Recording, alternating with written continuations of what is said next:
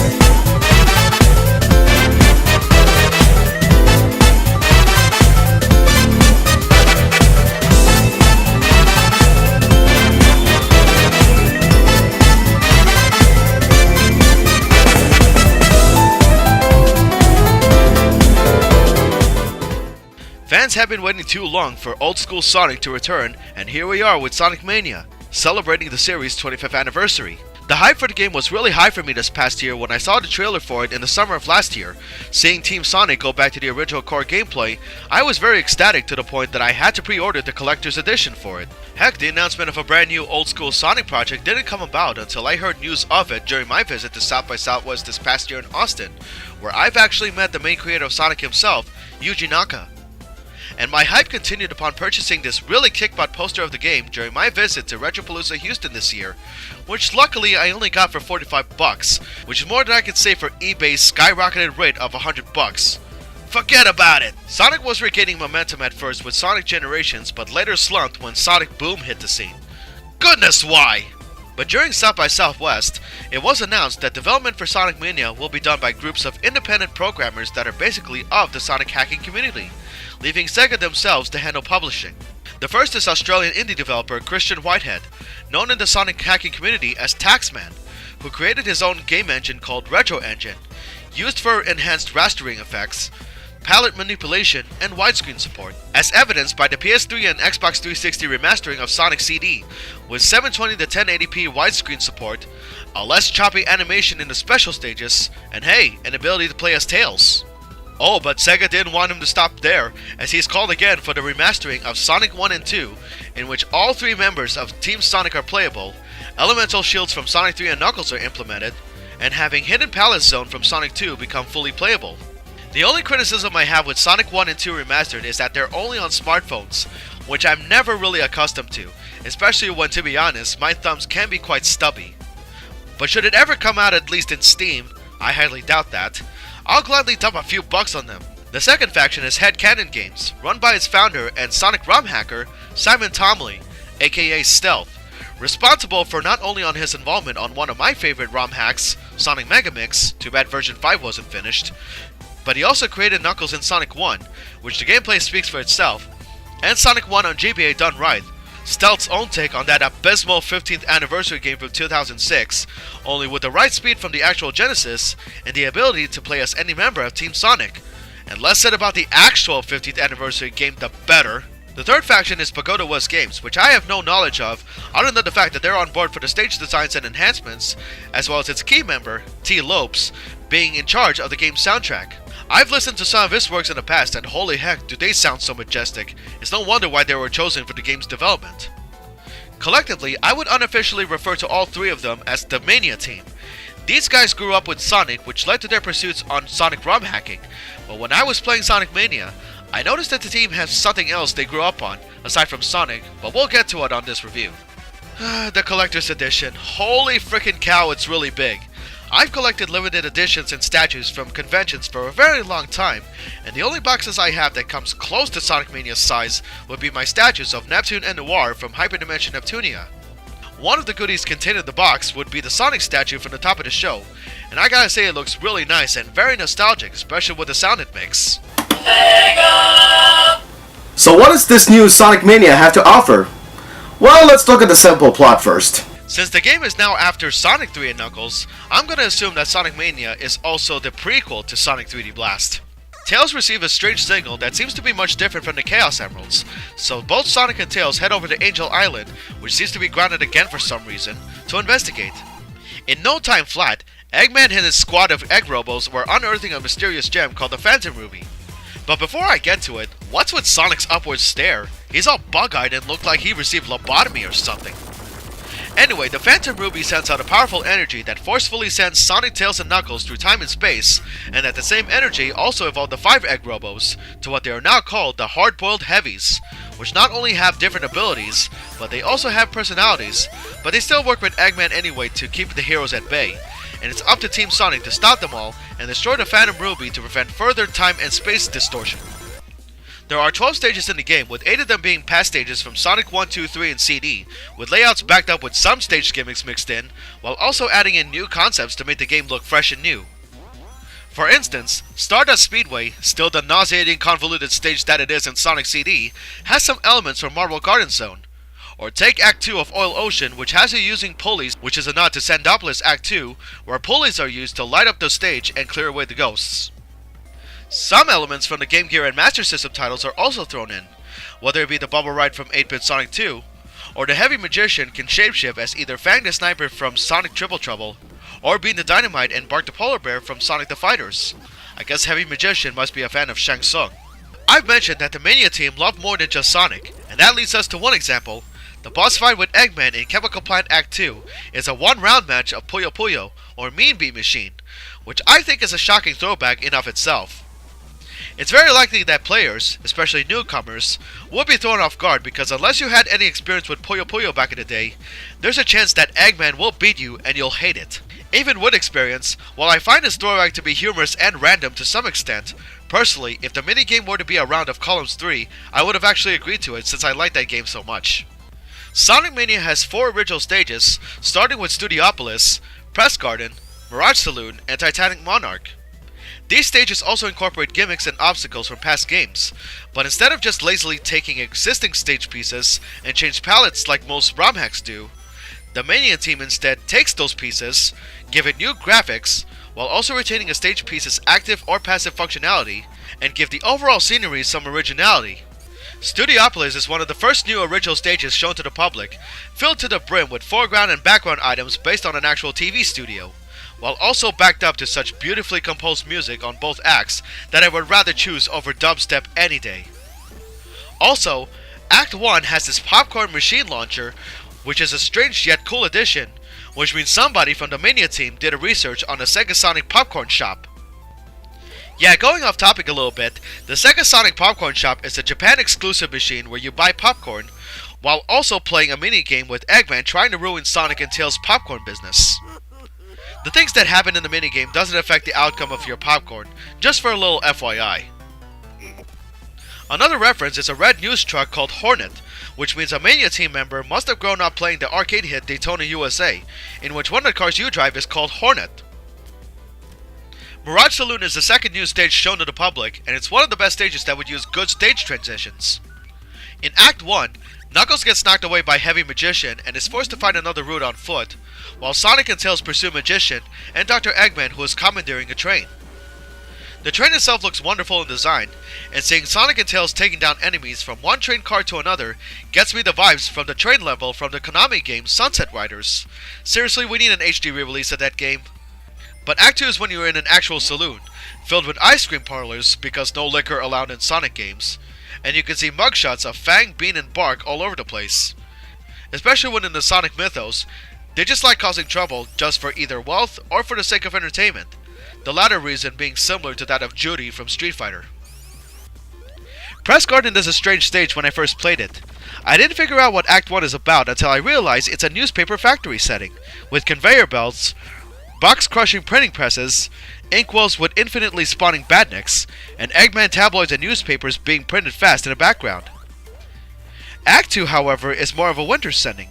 Ice geysers from Sonic 3 and Knuckles, which you can break out yourself without any assistance, and paper shredders that are randomly plastered outside in the cold, backed up with such serene music. How's this for an article? Extra, extra, read all about it! Sonic Mania is an awesome game to play, so buy it now, please! Extra! Now, if you don't get the reference from that fictional newspaper title that I made, basically the names and words Barrier Avenue Memoir are just synonyms of an actual newspaper company from the East Coast that businessmen like stockbrokers would actually read. You'll get what I mean. Titanic Monarch is the final level in the game, and it is very long, but very fun to speed through, what with the electrical spheres from Sonic 3 and Knuckles, and the Metropolis Zone wall springs. And speaking of the latter zone, thank goodness there are no slicers to give us any problems. Goodness, we hate those stupid robots. I will say that even though the game is 16-bit greatness, graphic-wise it screams 32-bit, but in a good way. The Sega Saturn could have had Sonic Extreme, but unfortunately the game was cancelled, so had Sonic Mania been a Saturn game from the outset, it would have definitely passed on as the console's killer app that could have been. What's even great about Sonic Mania is that the characters have nice sprite designs, but also have more frames of animation to them.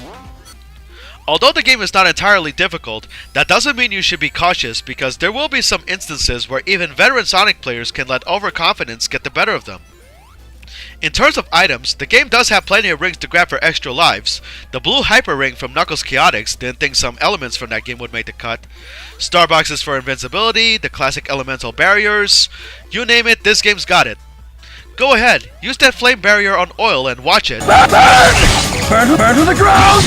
Burn to the ground! Oh goodness, no, not right now! I'll get to that stupid game soon, so stop! Wait! Shut up! Go away! Tails and Knuckles still play the same as they would in past games, but just like in his debut, Knuckles doesn't always go the same path as Sonic and Tails do. We've already seen in Mirage Saloon Act 1, Magician knocked Knuckles off the tornado, forcing Knuckles to find another route on foot, catering to the fact that Knuckles, just like in Sonic 3, is the explorative. Sonic still feels the same, somewhat.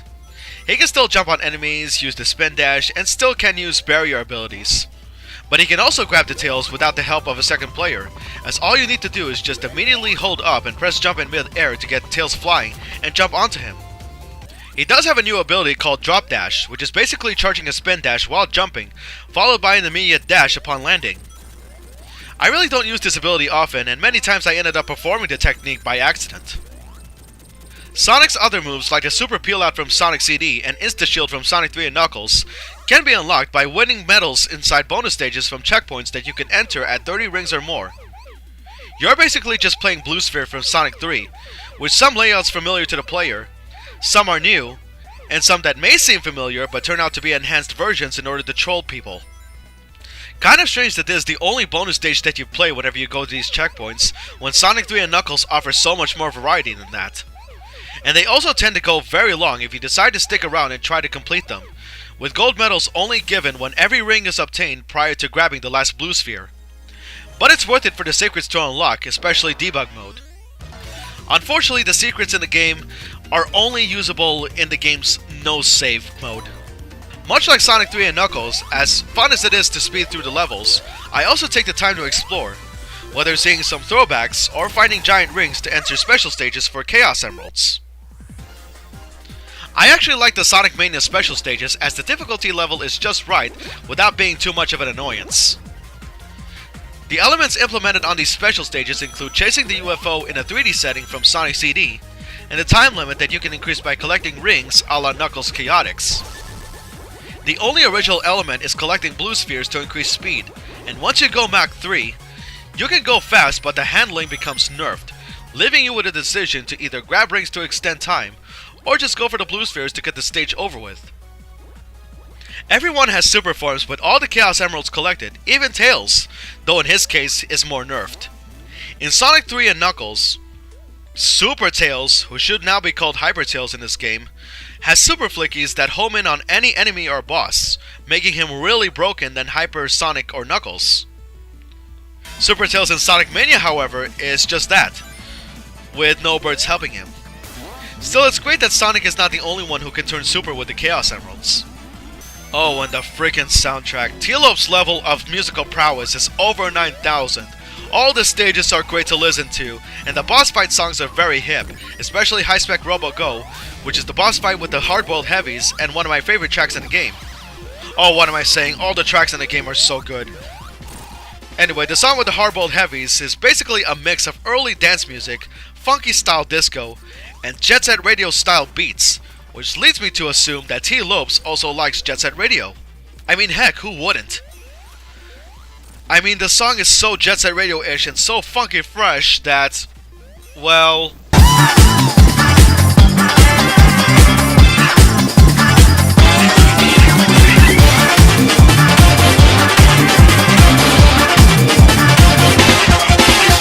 Thankfully, this game doesn't have an overabundance of crushers and bottomless pits, and the stage designs have more running distances and slopes to speed through, that the Mania team made sure that fans of the old school games would see the high-speed gameplay that Sonic is famous for, giving fans a chance to bring back the term blast processing here in 2017. If this is your very first Sonic game ever played, then take it from me, I know you'll have a very good time with it. Going fast, exploring areas, looking at throwbacks, and great soundtrack. Really, all of it thrown into one game is a dream come true. And I'm glad that Sega gave the Mania team a chance to prove their worth to game development and the gaming community as a whole.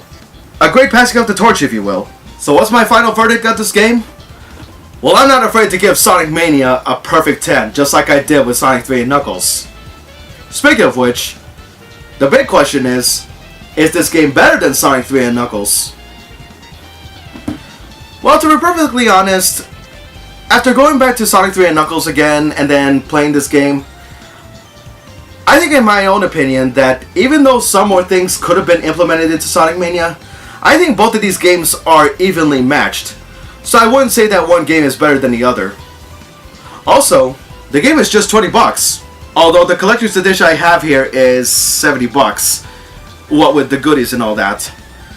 But for a $20 game, it's definitely worth the purchase, so I know you'll definitely have a fun time with it. Well, we're done with one game involving one blue hedgehog, yellow fox, and red echidna, and now we're gonna move forward to another game series that involves one blue robot and one red robot. So coming up next, for real this time, we're gonna start on the Mega Man X Marathon, starting with the very first game, as well as this remake for the PlayStation Portable. So stay tuned for that, folks. This has been Musashi X. Thank you for watching this review. I bid you all farewell. Take care, stay tuned, and buy this freaking game already! It's that awesome!